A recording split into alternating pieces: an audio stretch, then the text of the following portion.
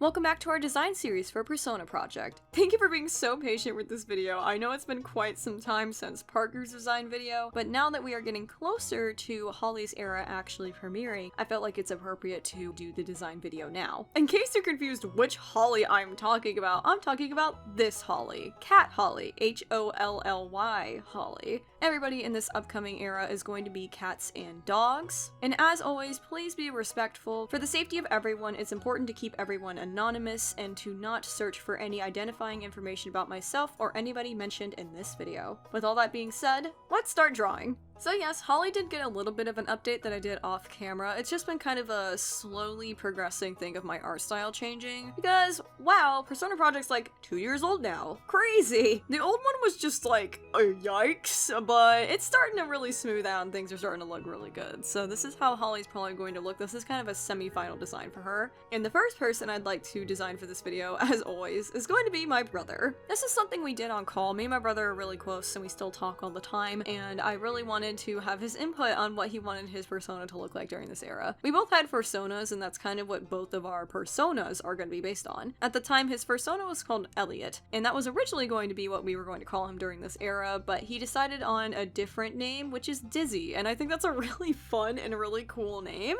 No longer is it going to be Aura, it is now going to be Dizzy. And we've let go of the blue motif. My brother finally outgrew all of the blues, and now he's embracing this very awesome hot pink kind of pastel style. He had a very pastel vibe during this era. He was a teenager going to high school at the time, and he painted his room mint, and he was very much into Kirby and these very soft, very comforting, cozy kind of games and media. Like, he was just very much like in a peaceful era, genuinely.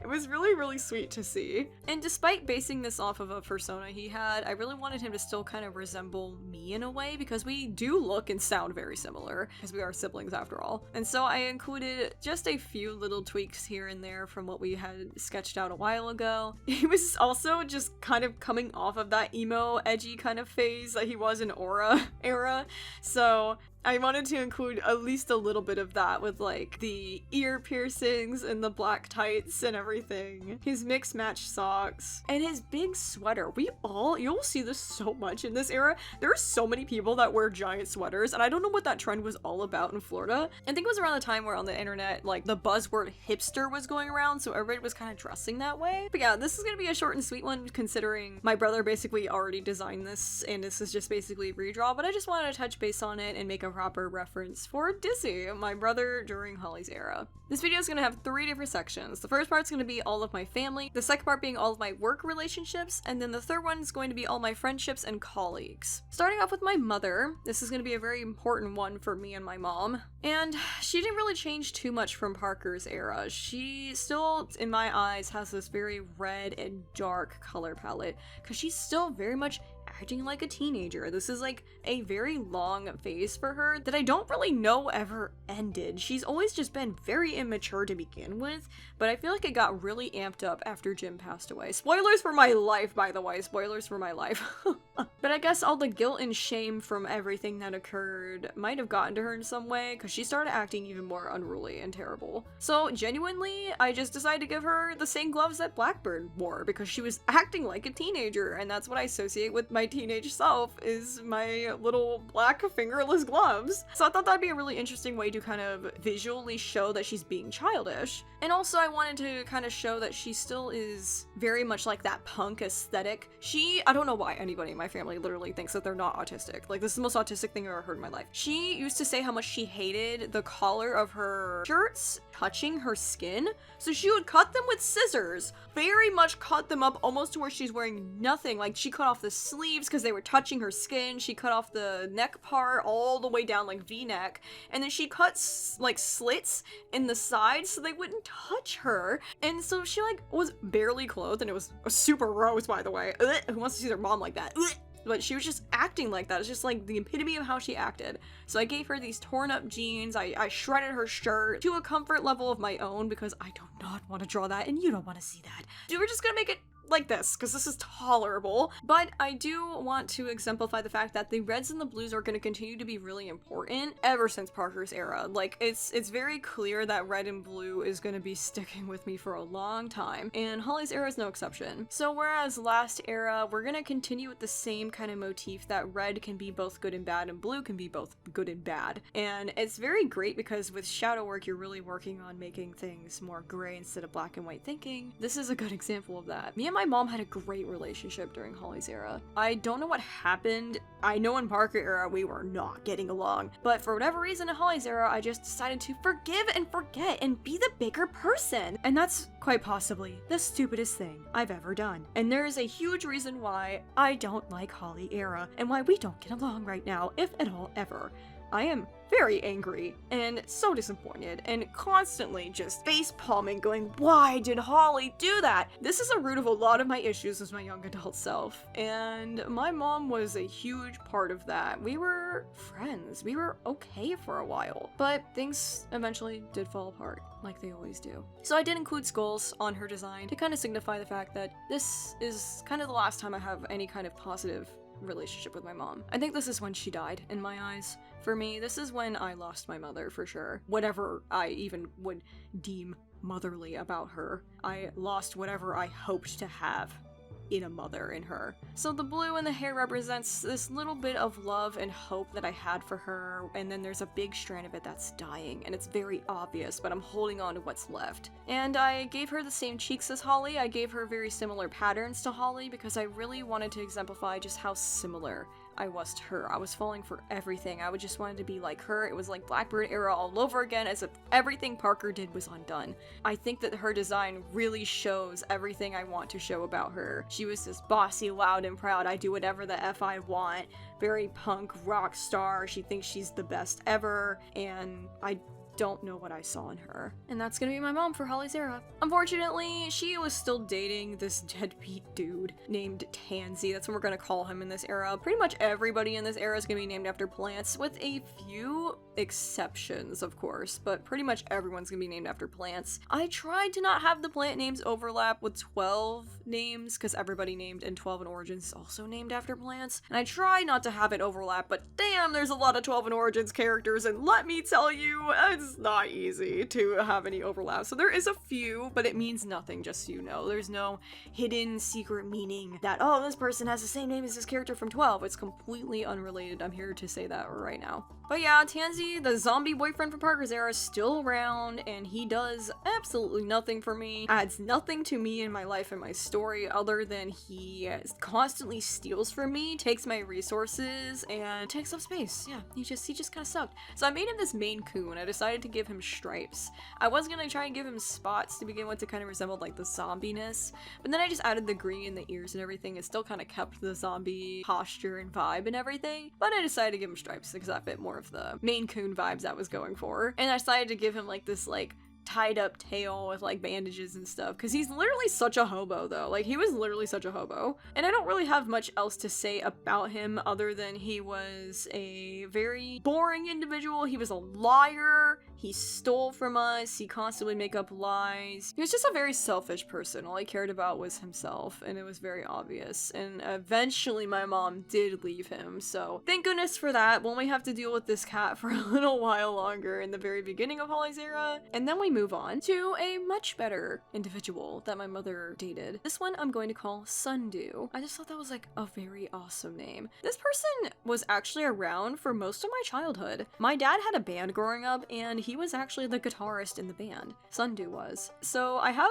pretty fond memories of this person. I grew up with his daughter. We were actually friends. They lived a few neighborhoods over, but sometimes when they would come to band practice, I would get to play with his kids. While they were doing band practice, us kids would hang out, so I have pretty fond memories of Sundew. I wanted him to be a calico because I feel like he was very much a jack of all trades kind of person, and every time I see him, like, he was doing something different, and he always had very unique ideas and was just a very creative individual. So I thought that was like a really cool way to symbolize him, all this mix match kind of like different different skill sets and things of just like calico, just a bunch of different patterns. And I gave him his guitar as his accessory because it was one of his prized possessions, was this really amazing guitar. He was an amazing guitar player, obviously. I've been playing most of my life, and I always loved listening to him, and I was going to actually learn from him at some point. That didn't end up happening. I was such a piano person. Strings are still not my thing. I'm trying to learn ukulele at the minimum. It's really hard, actually. But this was, unfortunately, another pretty short-lived scenario. You'll see why. And it's very dark and disturbing, and I don't really want to talk about it very much until Hawley is able to talk about it. It almost feels a little disrespectful to myself to like tell everybody everything before I even get the chance to properly say it. So just trust me when I say this doesn't end well, and it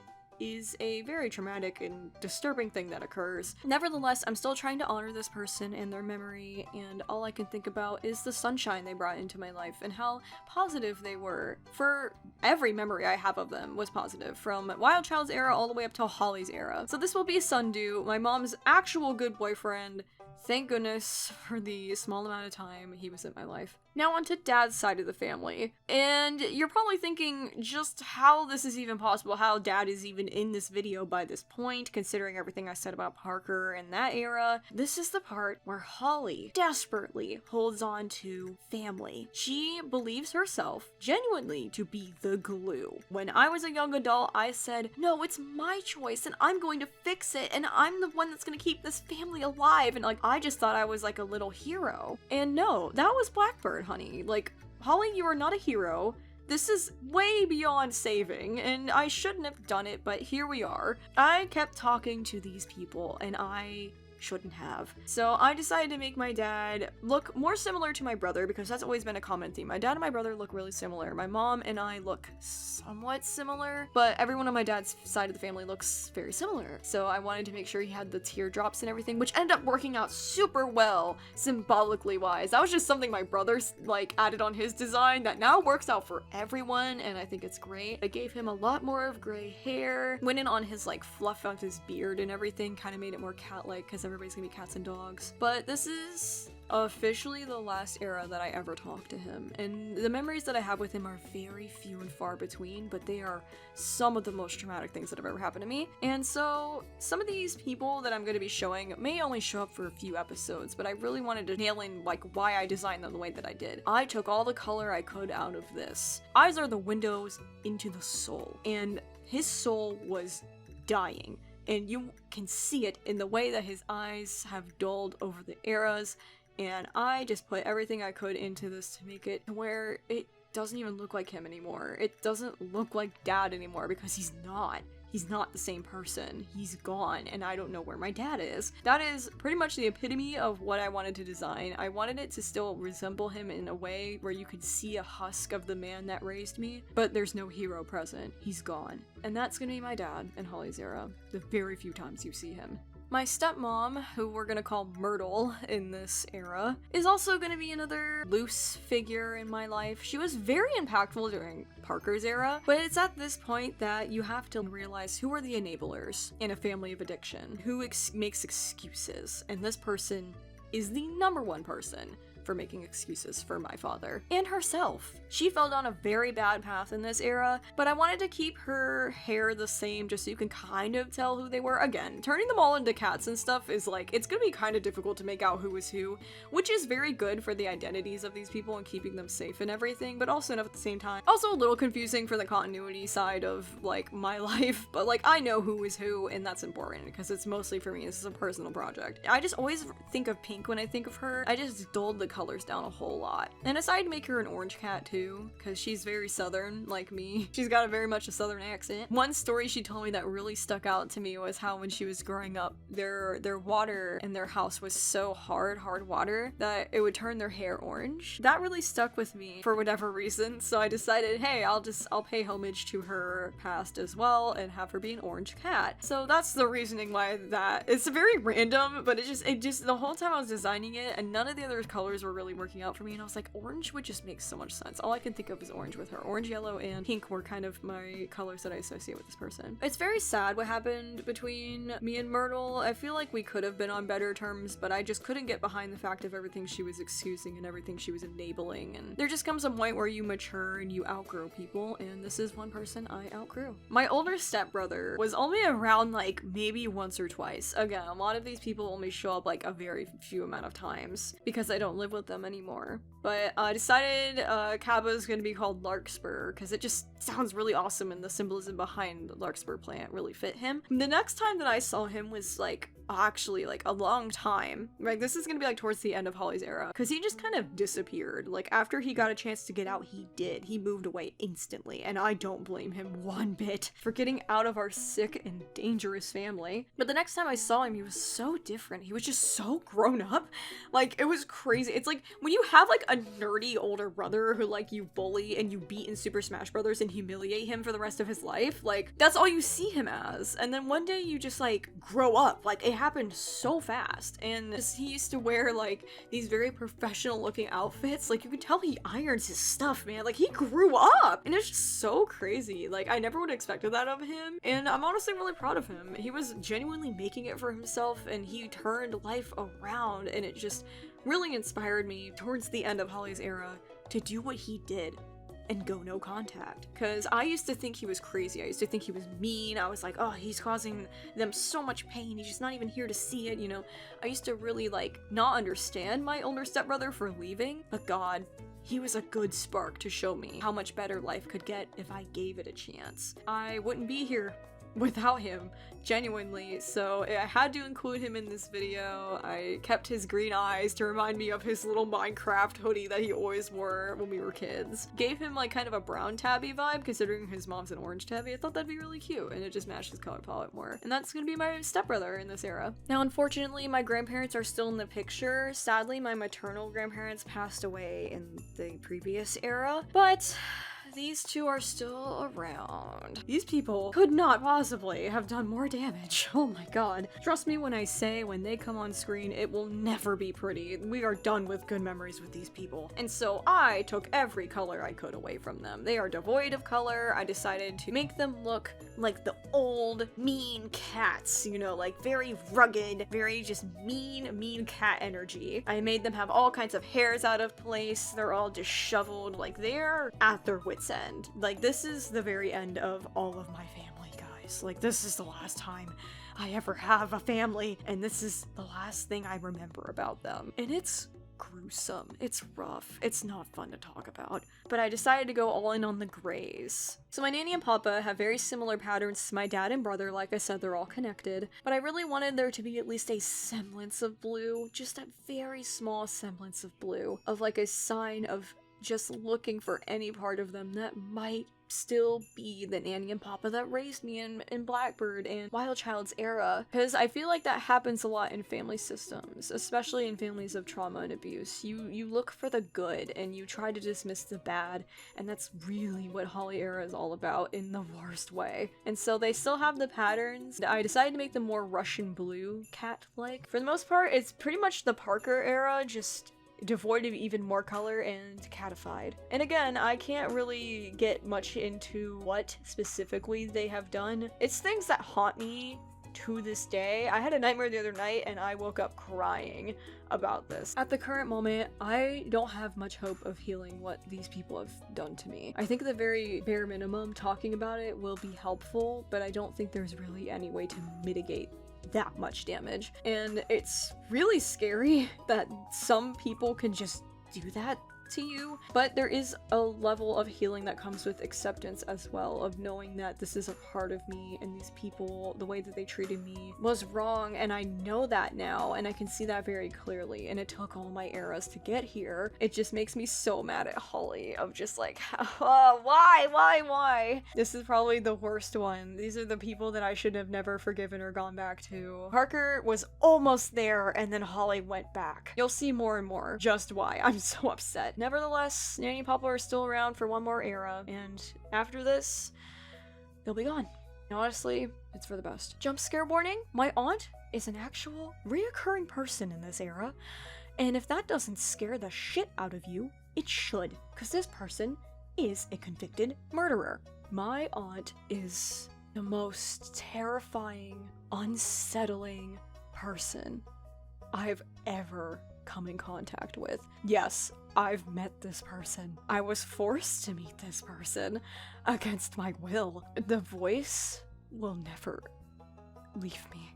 It is haunting to hear the voice of someone who has killed. The voice of someone who has killed and has convinced herself that she's still the victim. The terror, the absolute terror I have of having to like sit here and tell the world like, yeah, so my aunt's just here. It's fucking horrifying. So I don't want to talk about her too much. It genuinely upsets me. I started crying. I have to calm down. I can't even look at her. She makes me sick. Few notes. We look very similar. I was told ever since I was a small child that I look just like Auntie. I look just like her, which makes me feel all kinds of feelings I don't want to feel. But she has very long, poofy, unruly, curly hair just like mine. I decided to make her patterns very similar to Hawley era, with the cheeks, with everything. And the only indicator that she's different is the tail, obviously. And the fact that she dresses like she's from the 90s, because that's when she's locked up and she's stuck there. And it just adds to the creepiness level, honestly. But I added a bunch of hairs out of place to kind of signify that she's not okay and kind of dangerous. And yeah, Aunt will be around. Moving away from the family, a less stressful time. We're gonna go into the workforce. Oh joy, good golly gee. Hawley gets her first job. And this is when we bring back that really fun episode called Zombie Teacher. Miss Mingo is coming back, yes.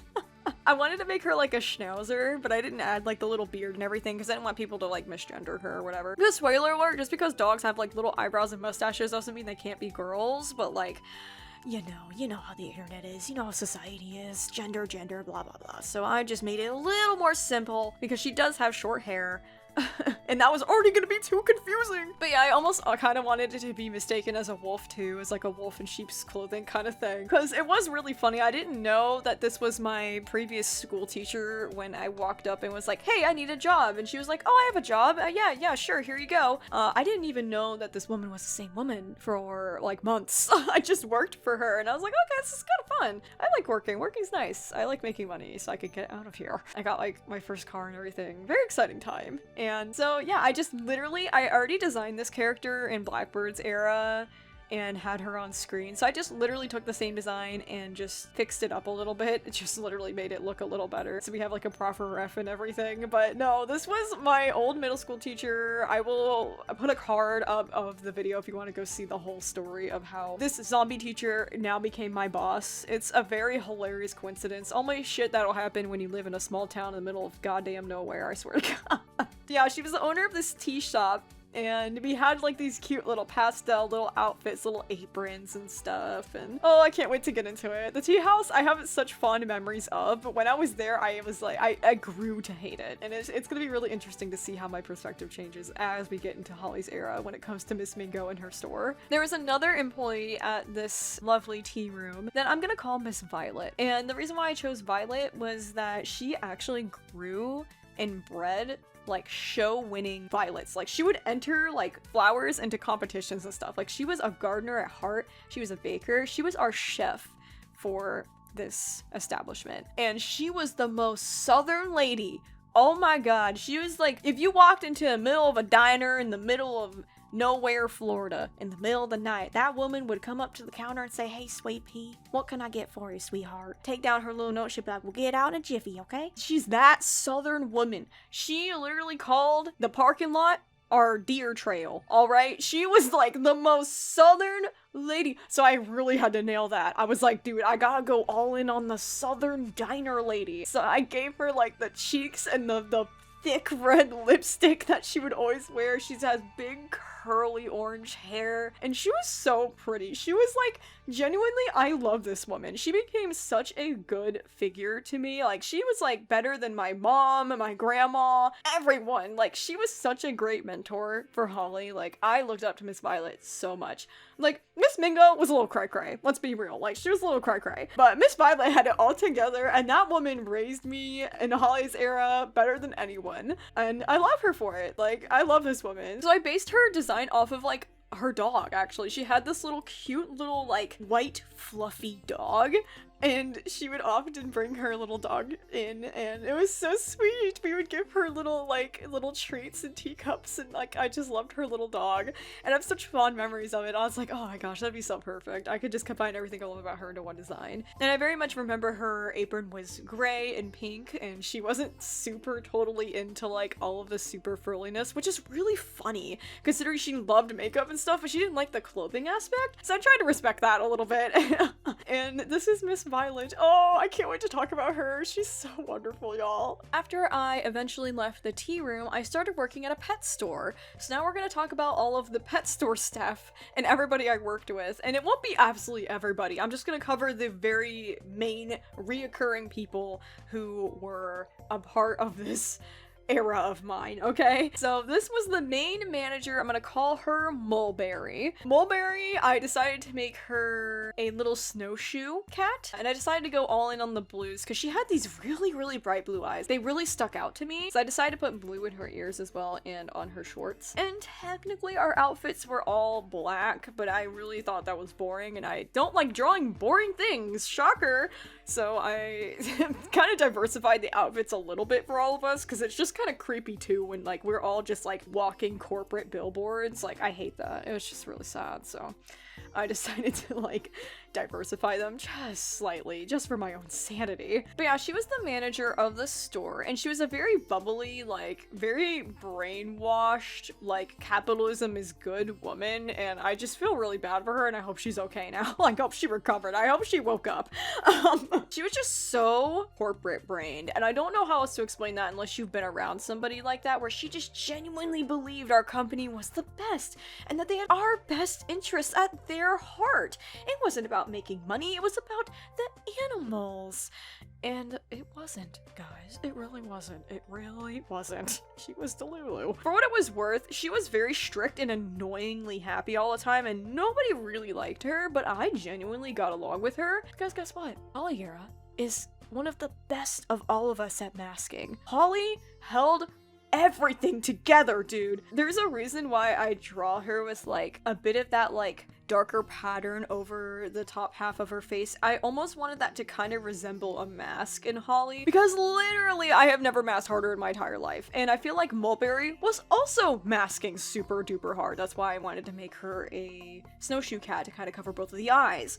And so that way we're both like masking at each other at max level, and so we had this very superficial fake like work friendship where I was just like, oh my gosh, Mulberry, yay, I can't wait to close with you tonight, this is gonna be so fun, we always have so much fun. And meanwhile she's like, yep, and sales are down, so I'm gonna have you do twice the amount of work, Hawley. And I'd go, oh, great. So we had like a very love-hate relationship. Like I internally did not like this person, but externally we are bestie vibes. So that'll be my boss of the pet store, Mulberry. The assistant manager was a cat I'm gonna call Frisia. She was my actual work bestie. Like, this person actually knew the real me, because we were both definitely weird kids growing up, and once we found out that we were both Warrior Cats fans, once we both found out we liked anime, it was all over. It was all over. It was just like we were best friends, and it was great. So I wanted to make her a calico cat as well, just because I just think that it matches her color palette. She always had one strand of her hair dyed blonde, and I thought that was like really cool that it would kind of match like her hair. So I gave her the fun little cheeks because we were so similar. Like, we were very similar. We would like call each other twin all the time. I'd be like, oh my god, my work twin. We got up to so many antics. I am so goddamn surprised we did not get fired. We were 99% of the time goofing the ever-loving hell off. The things that we did in that pet store, I can't wait to tell the stories of what we did. It is so funny. Just one quick story. Frisia and I adopted a peanut that one of our parrots threw out of his cage and we found under a shelf many years later. And we decided that we were going to adopt this peanut. So we drew a face on him and we celebrated his birthday every freaking year. Like, we had a birthday for this peanut that we kept at the front register that we drew a face on. And there are customers who would like look at that and they'd be like, that's a silly little peanut. And we'd be like, yeah, that's my son.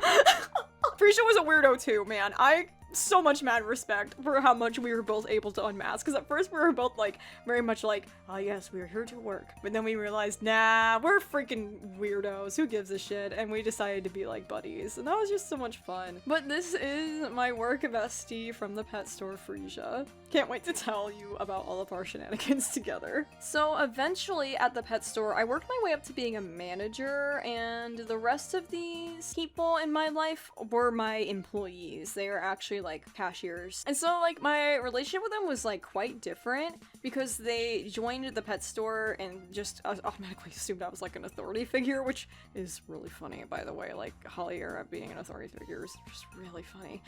But I decided Meadow here was gonna be another little Russian blue, and I wanted to make her just like an all gray kitty. Always had this dark aesthetic. Like this girl was so emo and like a very gentle and dainty kind of way. Like her favorite thing was like paint by numbers and like the rain. Just remember like how like kind and gentle this person was and how much of a positive impact she was. She was one of the very few people who like stayed my friend after the pet store. Like her and Frisia were like the only two to remain in contact with me and attempted to like be friends with me, which I really appreciate in retrospect. And so that's why I included her. Very simple design, just really wanted to touch base on the fact of the people that made a positive impact, because even if you think you have a very small, insignificant impact on somebody's life, it's still just memorable. Like, you don't understand the impact you're making, you probably never will. I just want to appreciate those who were there for me, and Meadow was. Now, Wisteria, I made into a German Shepherd. She was this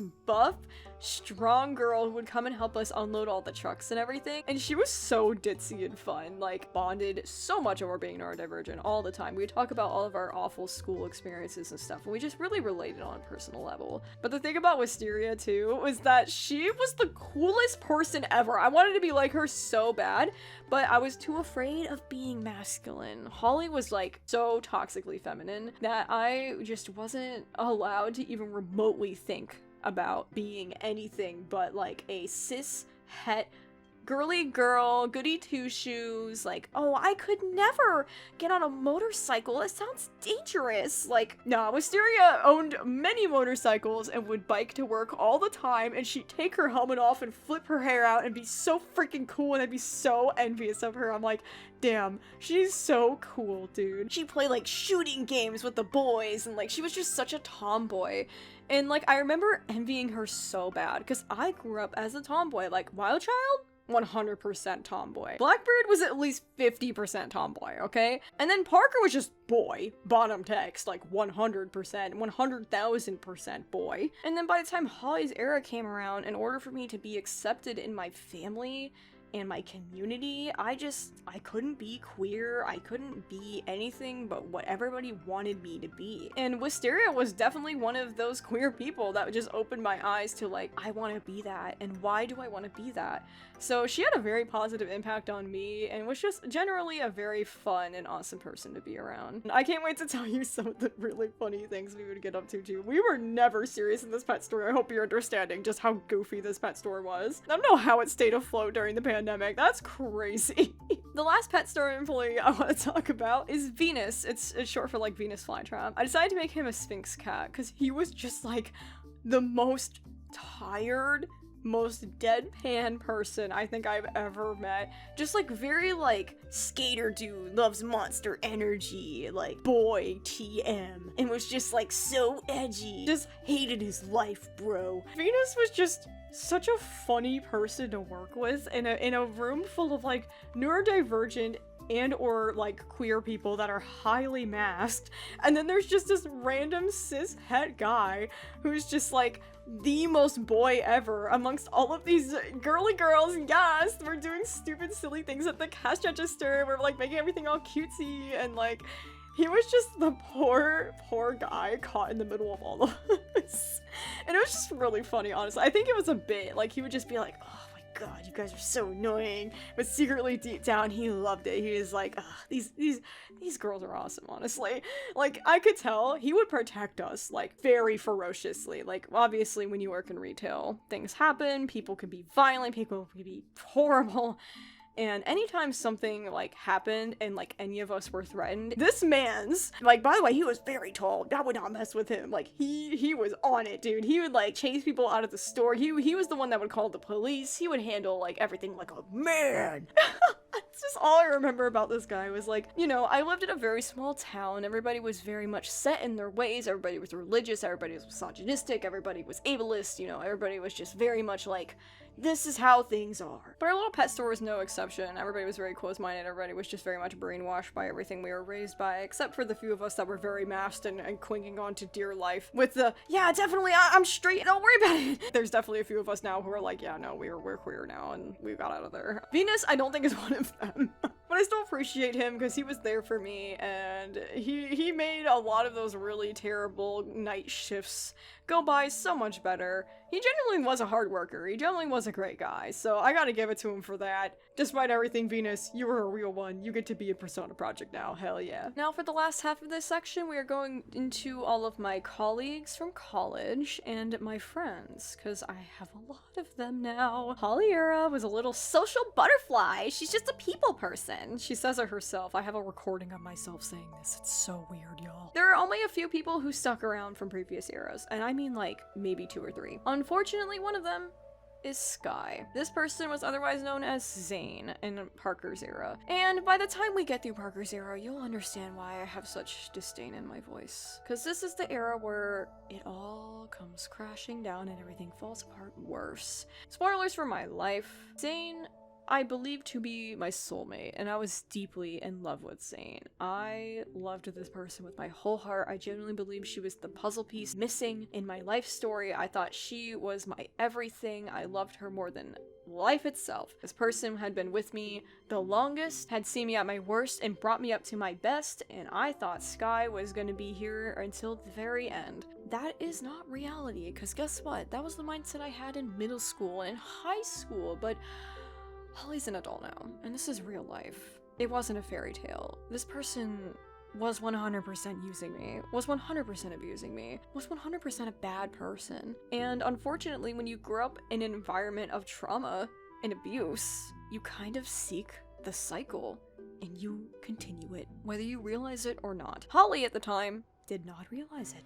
She realized it a little too late. So I decided to keep blue on Sky to kind of show the fact that blue used to be a really good color, and I associated it with Blackbird, and I associated it with Zane, and now I associate it with Sky, and now it is a color that is difficult for me. It is not a fun color. Now all I think about is blue, I think about her. This person betrayed me in ways that I cannot even concisely explain to you. Very simply put, this person used me to hurt my brother worse. And there is one thing you don't do to me, and it is mess with my brother, and she did it, and so there is a absolute no forgiveness for this person. But I decided to keep her big sweater. Again, we all thought we were hipsters, I don't know. But I gave her like starry tights. She always wore skirts and tights and boots, and I gave her like a little choker with a little star. She was very much all into like space. Doctor Who was kind of her favorite thing. It's kind of why I don't like Doctor Who. I associated with her, unfortunately. It's something I gotta like reclaim in the future. Yeah, I decided to give her kind of similar features to my brother too. Like, I made her tail similar to Hawley, but I decided to make her ears more similar to Dizzy because she has a connection to all of us. We were all raised together, and she was the one that decided to ruin it all for every one of us. She just turned into a very cruel, nasty, selfish person. And it sucks, because when you grow up with people, you hope the best for them. You don't want to see them fall down an evil path. But this person fell down a path I would have never seen coming. And it's just very disappointing. So this is the last era that I will ever see her.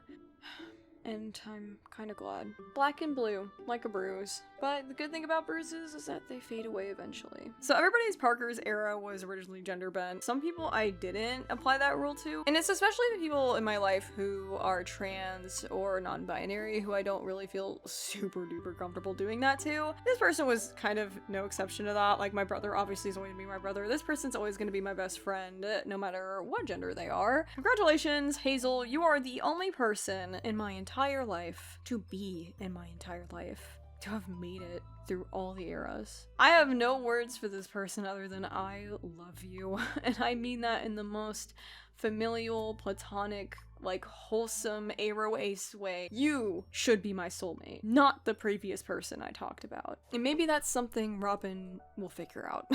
Maybe it's Robin who realizes that everybody who I'm going to talk about from this point on are little fragments of soulmates in a way that I can't explain, in a way that the stars just simply aligned in a beautiful, messy, wonderfully imperfect way. We are all friends on such a deep level. And Hazel was obviously the biggest, most positive impact of this era. This is when I started going to college, and when I first started going to college, everything that happened with Sky had happened, and I was alone because I put all my eggs in one basket. I only had one friend most of my life. She made it that way. I was alone. I was a young adult, and I didn't know how to make friends anymore. So when I got to college, I tried, but it didn't really go very well. I'm very awkward, and there's no hiding my autism. There's no hiding my trauma. But there were some people who accepted that. Hazel, hilariously, we reconnected after Parker's era. We reunited,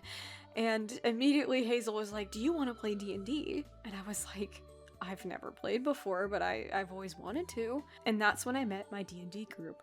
And that's when I fell in love with tabletop games. And that's when I rekindled my love for storytelling. And the events that followed, just because Hazel stuck out their hand and said, hey, I'm still your friend, this channel wouldn't be here. I wouldn't be an artist. I wouldn't be drawing. I wouldn't care about stories as much. Like, somewhere along the way, my spirit died. And this person yanked it back out from hell and said, no, you're coming back.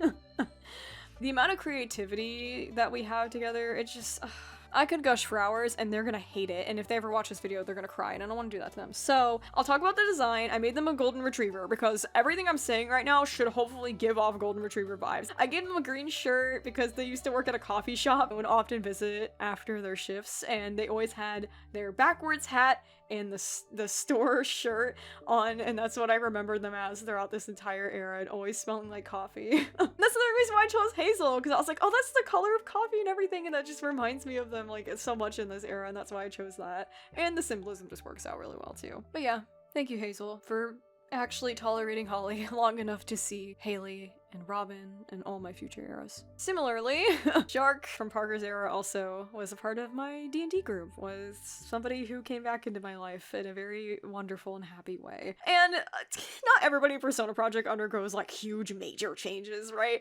And I just thought, you know, there's nothing more Shark than like him being the same no matter what. Like, he's a force to be reckoned with. He is like never changing, and like I think that's awesome. Some people just are like that, and I applaud them for that. I am obviously a person that changes drastically a lot, and many people do, but this person never quite did. And there's some comfort in that, honestly. Why I chose Clover is because it does feel like a 1 in a million chance that I got to meet this person. And so I still kept his little shark hoodie to honor the fact that he was Shark. He will always be Shark to me. And I made him like a little striped kind of like domestic short hair cat. He did end up adopting a cat in this era, so I tried to make it look like his cat, honestly. And he was very busy in like medical school and stuff, so I didn't really get to see him all that much except for D&D, but he always had such a great impact on me. And I wanted to include him in this as well, in all of my very lengthy, gushy, I love my friends speeches that I'm going to be giving throughout this entire design video. Clover is a part of it, and it's just very silly.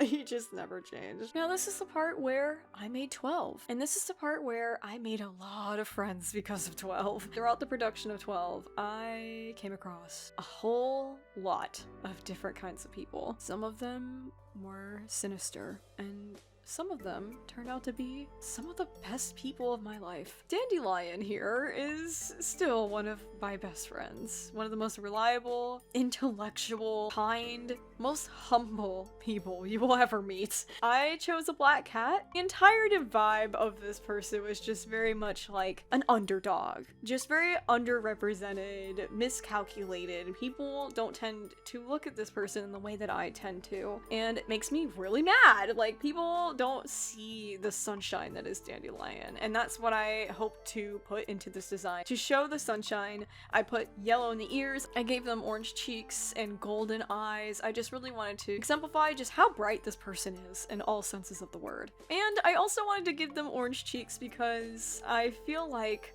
our inner children are constantly just dancing in the mud together. Like, we get along on so many levels, including our inner wild children just needing to be seen and heard and loved and understood, and I thought that was like a really important detail to me. And I dressed them up very casually, very like to themselves, quiet. Person stuck with me through thick and thin. I have nothing but good things to say about Dandelion and can't wait to share all of the antics we get up to, because we are quite devious together, honestly, and it's really fun to see.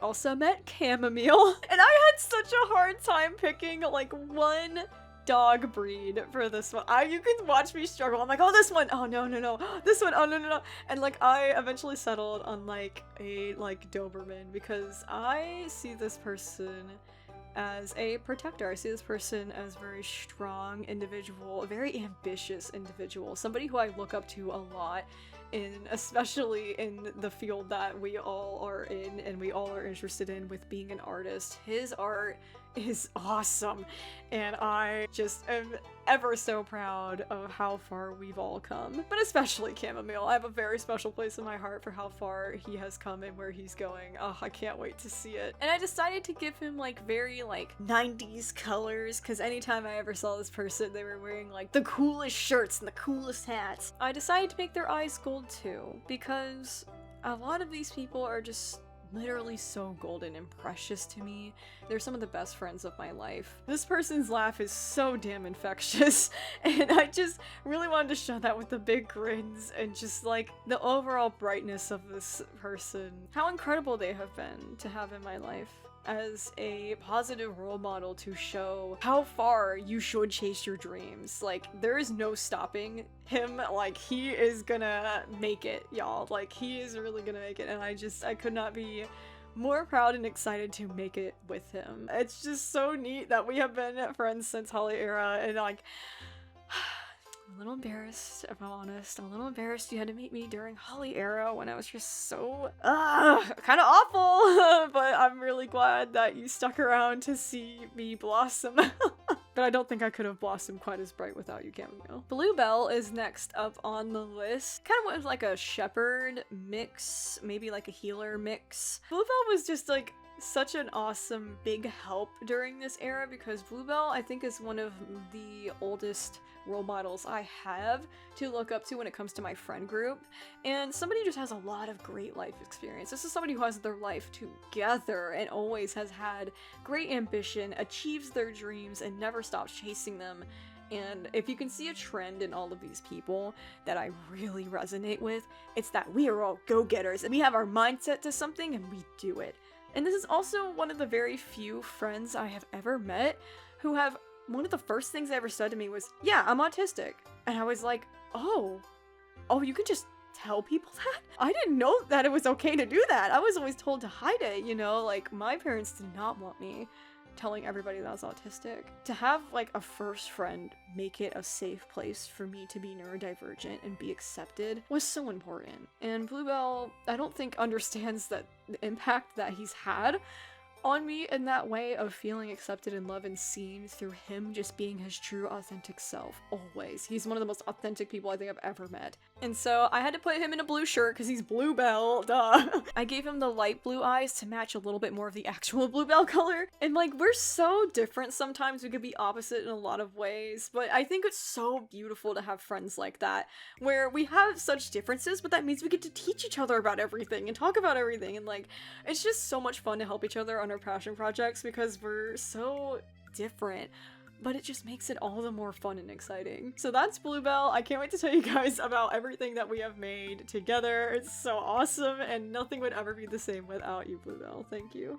Okay, make way for this diva. We have Valerian. Oh, I had chose this name because it just reminds me so much of the color pink. Like, Valerians are pink, and all I can think about is pink when I think of this person. I think of pink. I decided to make her eyes that color, like 100%. Window to the soul, pink. All I can think about is pink, because she is a very lovely person. She's a loving person, and we had a bit of a rocky start. At first, it was like either it was born of jealousy, or it was born of I said something wrong, or I messed up socially, or she messed up socially, and we would just kind of have a bunch of roadblocks and stuff. But like, we were both very like intentional and persistent in our friendship, that we often would find ways to work past things, forgive things, and work on things. And like, she's one of these people in my life who has changed so much in just all the best ways. It's like, I have too, and we both have grown, and we both have changed, and we've been there to watch each other and lift each other up, even through some of our hardest times together. And she always dressed so cool, by the way. She's so freaking fashionable, so I had to dress her up all fashionable.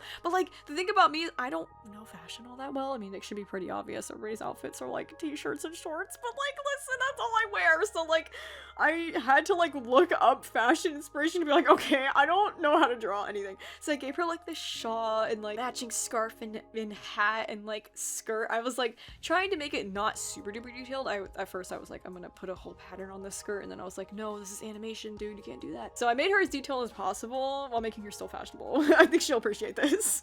But I also wanted to make her somewhat kind of similar looking to me because of all of our parallels. Like, we are so dangerously similar. It is crazy. With everything that I say about Hawley and how frustrated I get with her, I'm sure she feels similar to her era sometimes, where she looks back and goes, God, why did I do that? And like, we both relate so much on a level of personal growth. That is just what I admire the most about Valerian. Her energy, her sass, her wit is off the charts. I loved spending time with this person and being creative with this person and growing with this person. And even though it wasn't always pretty, and even though we had problems, I think that this is one of the most important relationships I had, because it showed me how to forgive, how to set boundaries, and how to accommodate for other people's boundaries too.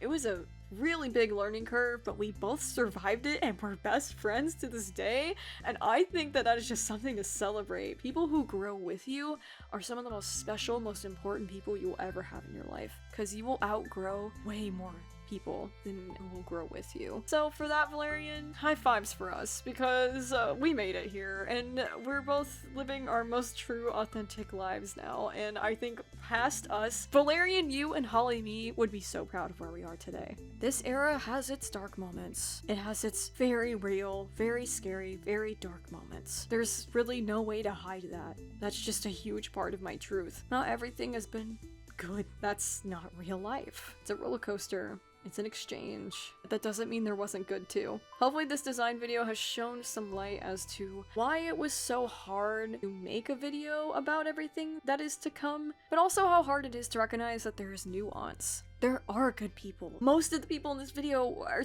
some of the best people in my life to this day. I meet my best friends for life here, but I also meet some of my worst enemies. Hawley's era is no exception to the life exchange, the constant good and bad, the ups and downs, the moral grays, and the designs are just a fraction of the story, but they do tell a story. They're very important. It's something I'm very passionate about, something I'm very intentional with, and I hope you enjoy seeing the process and understanding everything that goes into Persona Project and just truly how genuinely personal it really is. Thank you so much for watching. Next time we'll be designing Haley's era. We'll probably be waiting a little while to do that one, just so again we're a little bit closer to when that era is coming up. So maybe sometime towards the end of Parker's era. Thank you all so much for the support.